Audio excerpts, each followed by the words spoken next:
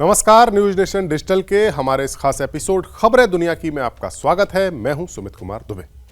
एक ओर जहां अमेरिका के नए राष्ट्रपति डोनाल्ड ट्रंप ईरान की मुश्कें कसने के लिए एक के बाद एक नए पैंतरे चल रहे हैं, तो वहीं दूसरी ओर ईरान भी अब अमेरिका को अपनी पावर दिखा रहा है। और इसी कवायद के तहत ईरान के चाबहार पोर्ट से एक ऐसी नेवल ड्रिल शुरू हुई है जिसमें ईरान की नेवी के अलावा रशियन और चाइनीज जंगी जहाज भी हिस्सा ले रहे हैं। यानी ईरान, रूस और चीन, अमेरिका के सबसे मजबूत ये तीन दुश्मन मुल्क एक साथ मिलकर समंदर में अपनी ताकत दिखा रहे हैं, ताकि अमेरिका को ये संदेश मिल जाए कि मिडिल ईस्ट में उसकी दादागिरी के दिन अब लदने वाले हैं। हमारे आज के इस वीडियो में हम बात करेंगे अमेरिका के इन तीनों दुश्मनों की संयुक्त नेवल ड्रिल की। साथ ही आपको बताएंगे कि जिस चाबहार पोर्ट से ये ड्रिल शुरू हुई है उसकी भारत और पूरी दुनिया के लिए क्या इंपॉर्टेंस है। साथ ही ये बात भी होगी कि ईरान का मसला डोनाल्ड ट्रंप के लिए कितना अहम होने वाला है। लेकिन पहले बात उस नेवल ड्रिल की जिसे नाम दिया गया है सिक्योरिटी बेल्ट 2025। हालांकि ऐसा नहीं है कि ये ड्रिल पहली बार हो रही हो, लेकिन खाड़ी में मौजूदा हालात और ट्रंप के आक्रामक रवैये के मद्देनजर इस ड्रिल की अहमियत काफ़ी बढ़ गई है। ईरान, चीन और रूस का ये 5वां संयुक्त नौसैनिक अभ्यास है। इसकी शुरुआत 2019 में हुई थी। जानकारों का मानना है कि ये नेवल ड्रिल तीनों देशों के बीच बढ़ती हुई मिलिट्री पार्टनरशिप का एक नमूना है या एक प्रतीक है।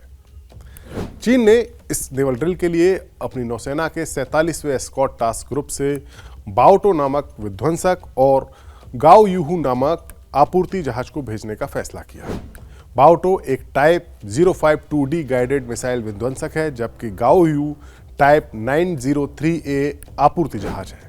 चीन की डिफेंस मिनिस्ट्री ने इस नेवल ड्रिल के मकसद को ऊर्जा शिपिंग मार्गों की सुरक्षा में सहायता करना बताया, जो खाड़ी के इंपॉर्टेंट जो सी रूट्स हैं उसके लिए काफ़ी ज़्यादा ज़रूरी है। हालांकि इस नेवल ड्रिल में ईरान ने अभी तक अपनी नौसेना का कौन सा जहाज भेजा है या कौन सा जहाज पार्टिसिपेट कर रहा है या करेगा, उसके बारे में कोई खुलासा नहीं किया है। लेकिन ऐसी संभावना जताई जा रही है कि शाहिद बघेरी ड्रोन कैरियर जो है उसको इंटरनेशनल इस ड्रिल में भेजा जाएगा ताकि वो अपनी पहली मौजूदगी दर्ज करा सके।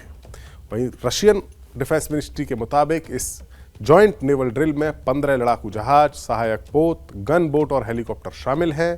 रूस की नुमाइंदगी के लिए रूसी हीरो एल्डार, स्नेजे जोपोव कॉर्वेट और पैसिफिक फ्लीट के पैचेनेगा टैंकर इसमें पार्टिसिपेट कर रहे हैं।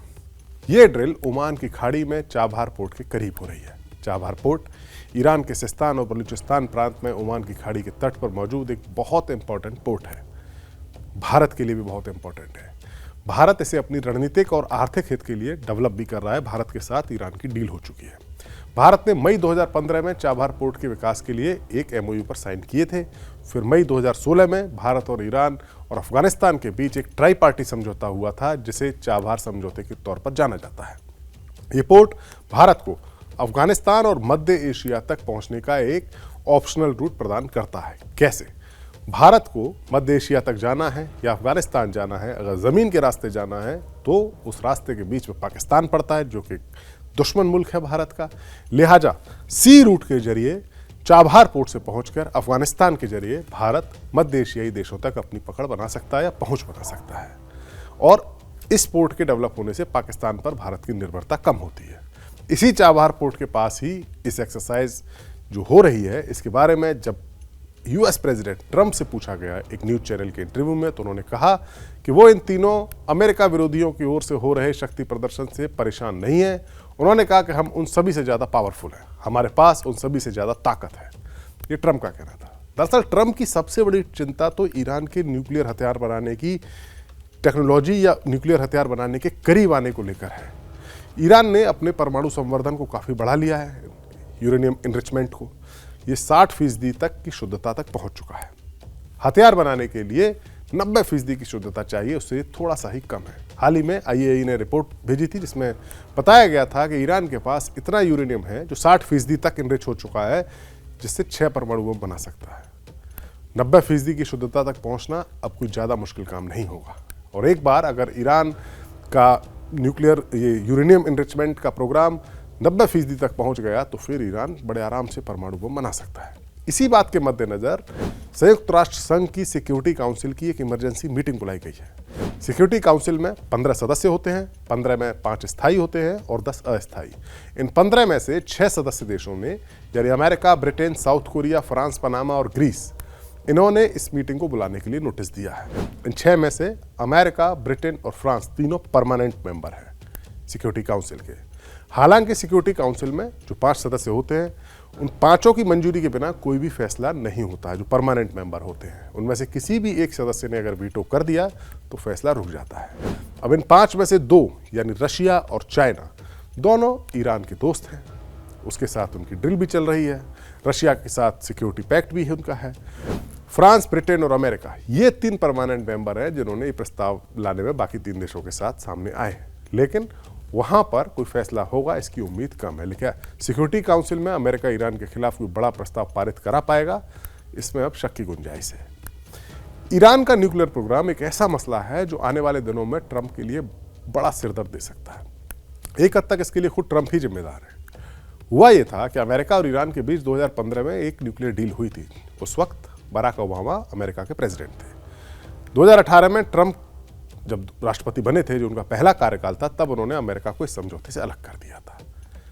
इस डील में तय यह हुआ था कि ईरान अपने न्यूक्लियर प्रोग्राम में परमाणु बम बनाने के अपने रास्ते से पीछे हटेगा और बदले में उस पर जो आर्थिक पाबंदियां लगाई गई हैं उन्हें कम किया जाएगा, शिथिल किया जाएगा। लेकिन ट्रंप ने इस फैसले को पलट दिया, इस डील से अमेरिका को वापस ले लिया और इसके बाद अमेरिका ने अपने परमाणु कार्यक्रम की शुरुआत दोबारा से कर दी। मिडिल ईस्ट में ईरान और इजराइल दोनों ताकतवर देश हैं, दोनों के बीच में दुश्मनी भी है। पिछले दिनों जो मिडिल ईस्ट में तनाव शुरू हुआ था तो ईरान और इजराइल के बीच काफ़ी ज़्यादा युद्ध तक के हालात आए थे। 2 बार ऐसा मौका आया था, एक अप्रैल और दूसरा अक्टूबर में पिछले साल, जब दोनों ही मुल्कों ने एक दूसरे के ऊपर हवाई हमले किए थे। ईरान ने मिसाइल हमला किया था और इजराइल ने एयर स्ट्राइक की थी। दोनों देश एक दूसरे के कट्टर दुश्मन हैं। अभी जो समीकरण है मिडिल ईस्ट का, पावर बैलेंस है, वो इजराइल के पक्ष में झुका हुआ है क्योंकि उसके साथ अमेरिका है। लेकिन अगर ईरान परमाणु हथियार बना लेता है तो फिर इजराइल के लिए काफ़ी ज़्यादा मुसीबत खड़ी हो सकती है, उसका अस्तित्व ही खत्म हो सकता है। अगर कोई बड़ी जंग हुई और ईरान को खुद पर खतरा महसूस हुआ और अगर उसके पास परमाणु बम हुआ तो फिर इजराइल का अस्तित्व मिट सकता है। अमेरिका भी ईरान के निशाने पर रहता है, अमेरिका के साथ भी दुश्मनी है, इसलिए अमेरिका के लिए भी बड़ा खतरा पैदा हो जाएगा अगर ईरान के पास परमाणु बम आ जाएंगे तो। लिहाजा इजराइल चाहता है कि ईरान के परमाणु बम हासिल करने से पहले ही, यानी जो न्यूक्लियर इनरिचमेंट उसका जो 60% तक पहुंचा है, जो यूरेनियम इनरिचमेंट, उसको 90% तक पहुंचने से पहले ही उसके ठिकानों पर हमला कर दिया जाए। लेकिन ट्रंप चाहते हैं कि पहले बातचीत की जाए। ट्रंप ने हाल ही में ईरान के supreme leader Ayatollah Ali Khamenei को एक चिट्ठी लिखी थी और उनके साथ न्यूक्लियर डील के बातचीत करने की इच्छा जाहिर की थी। इसमें ट्रंप ने ईरान के साथ बातचीत करने की उम्मीद जताई थी और इस बात का खुलासा उन्होंने खुद एक इंटरव्यू में किया और कहा कि मैंने कहा है कि मुझे उम्मीद है कि आप बातचीत करेंगे, ये ईरान के लिए ज़्यादा फायदेमंद साबित होगा। लेकिन ट्रंप के इस दाव में ईरान को साजिश नजर आ रही है और उसकी ओर से साफ किया गया है कि अब वो अपने न्यूक्लियर प्रोग्राम को छोड़ने पर समझौता नहीं करेगा। ईरान को आइडिया हो गया है कि अब हालात साल 2015 जैसे नहीं हैं। अब चीन अमेरिका के मुकाबले काफ़ी ज़्यादा मजबूत हो रहा है। रूस और चीन की दोस्ती है और दोनों ही मुल्क ईरान के साथ मिलिट्री ताल्लुक बना चुके हैं। रूस के साथ तो ईरान के मिलिट्री ताल्लुक इस हद तक बने हैं कि यूक्रेन युद्ध में ईरान ने कई हजार ड्रोन्स की सप्लाई रूस को की है, छोटी छोटी मिसाइलें भी भेजी हैं और यहाँ तक कि रशिया के एक शहर में तो ड्रोन्स बनाने की फैक्ट्री तक ईरान ने लगा दी है। बदले में रशिया की ओर से भी ईरान की काफ़ी मिलिट्री मदद की जा रही है। लिहाजा अमेरिका अगर ईरान पर एक तरफा हमले करने के बारे में सोचता है तो वो अब उतना मुमकिन नज़र नहीं आ रहा है। उतना तो नहीं आ रहा है जैसा कि अमेरिका ने ईरान के पड़ोसी इराक पर 2 बार किया था। 1 साइडेड गेम पूरा हुआ था।